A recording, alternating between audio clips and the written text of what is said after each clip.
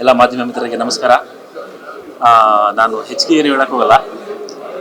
ನಿರ್ದೇಶನ ಜೊತೆಗೆ ನಟನೆ ಎರಡನ್ನೂ ಅಟ್ ಎ ಟೈಮ್ ನಿಭಾಯಿಸೋದು ಬಹಳ ಕಷ್ಟವಾದ ಕೆಲಸ.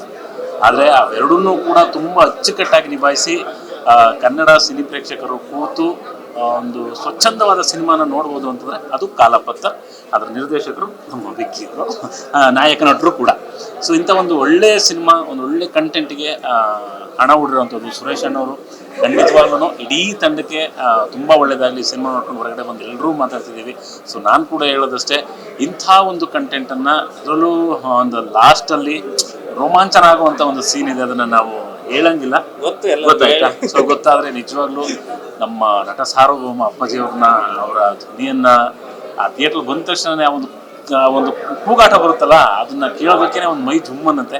ಸೊ ಅಂಥ ಒಂದು ಸನ್ನಿವೇಶ ಸಿನಿಮಾದಲ್ಲಿ ಮನೆಯಲ್ಲಿದೆ. ದಯವಿಟ್ಟು ಎಲ್ಲರೂ ಬಂದು ಈ ಸಿನಿಮಾನ ಥಿಯೇಟ್ರಲ್ಲೇ ನೋಡಿ, ಕಾಲಾಪತ್ತರ್ ಸಿನಿಮಾನ ಥಿಯೇಟ್ರಲ್ಲೇ ನೋಡಿ ಅಂತ ಹೇಳ್ಬಿಟ್ಟು ನಾನು ಕೇಳ್ಕೊತೀನಿ. Thank you very much. All the best.